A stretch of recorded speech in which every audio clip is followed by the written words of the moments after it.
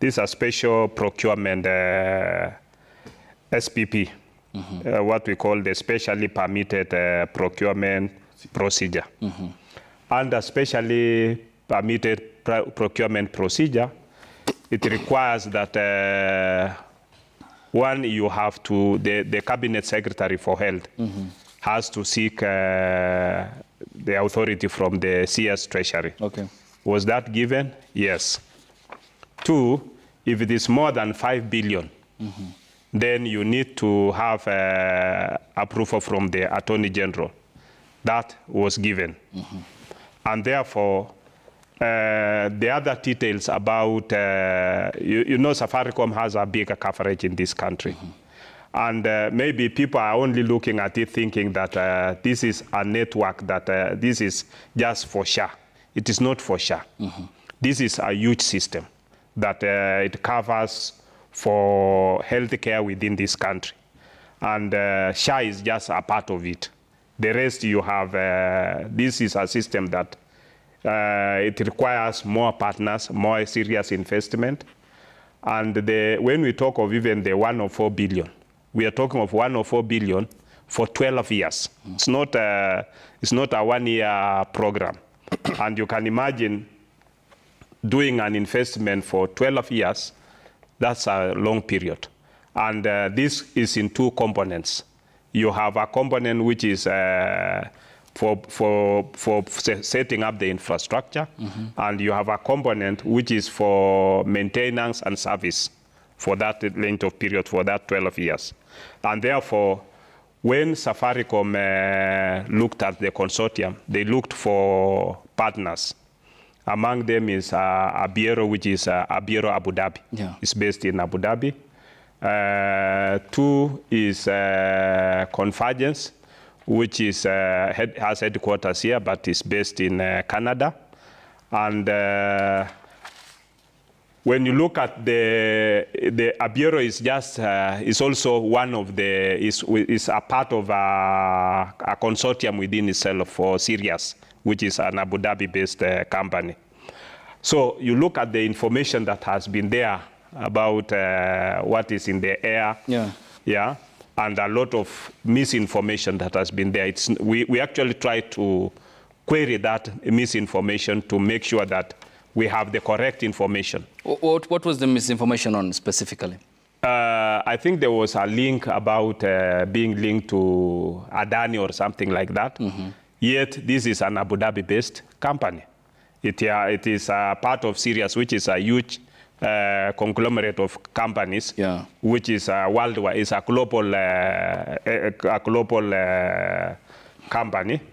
Then we also then there was who are the lawyers for it? Is Kaplan and I think Kaplan and something. Yeah. Okay. So these are things that as a committee we wanted to find out whether the process was correctly done.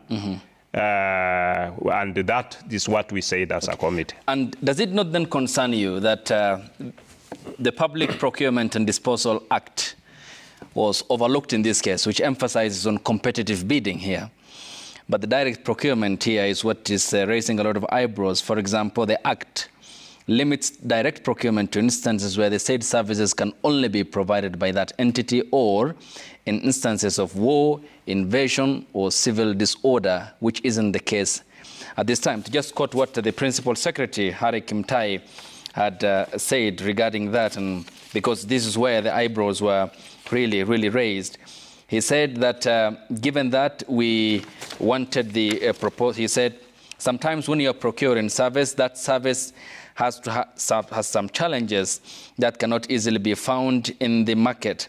Then you apply, and once permission has been granted for direct procurement, then you go through that method. But the government, we are talking of two different things. This is specially permitted procurement, which is under Section 114A.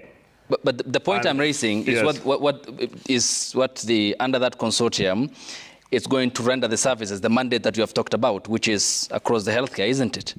Yeah. across the healthcare. Yes. So there was a direct procurement here.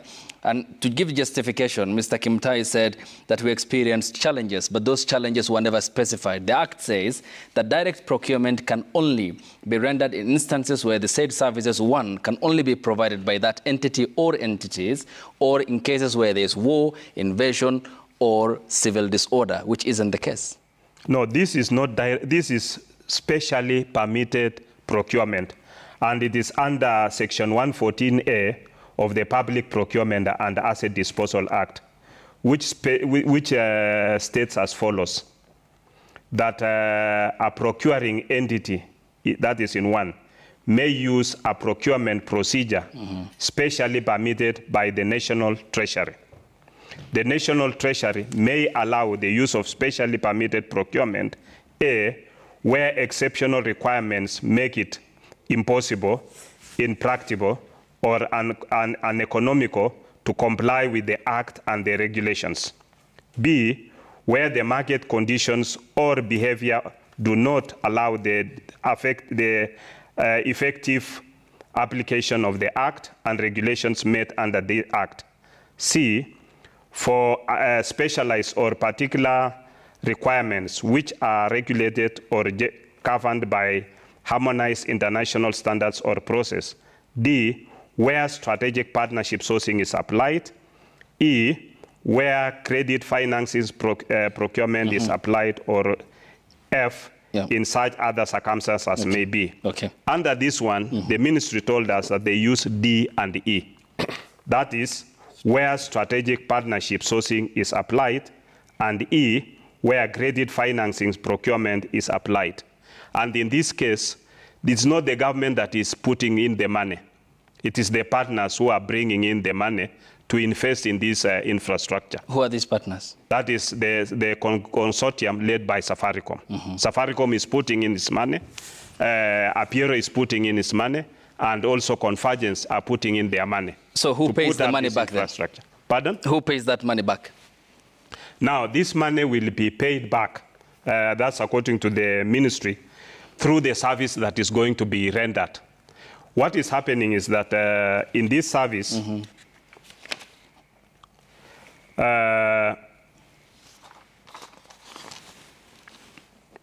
under the MOH, we're having invited the MOH invited Mesa Safaricom, PLC, to submit a proposal using the provision of Section 114A. That is D and E of the Public Procurement and Asset Disposal Act. So when Mesa Safaricom PLC submitted a technical proposal and financial proposal as a consortium with Convergence Network Solutions Limited and Apero Limited. Yes, Director. But I just want to get the point. Who pays back that money once they... Because Harry Kimtai said, given that we wanted a proposal, somebody or a partner who is able to justify your point, to give the money upfront to invest, and then we continue registering and providing services. So who pays back this money? This is a digital superhighway. And in this digital superhighway, you have various and integrated health system for the country. Dr. Under this now, you find that it is connected to the national registration bureau. It is connected to SHA. It is connected to the various healthcare services. Now, through those healthcare services, I think this is where now they'll be able to recoup when you access that service. Then you'll be able to be paying through that service.